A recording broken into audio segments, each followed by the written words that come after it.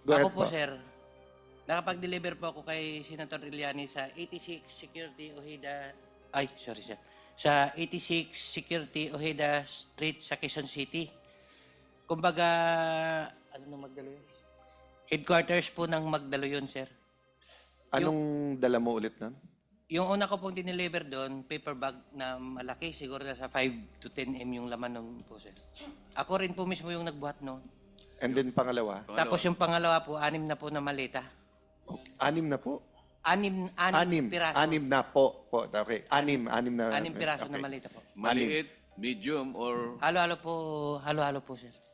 So, 2 beses. Dalawang ikaw. beses. Tapos, Sir Tube, so ang sabi mo naman kanina, ang personal knowledge yun naman yung pagpapalit naman sa dolyar Yes, Your Honor. na dineliver din kay...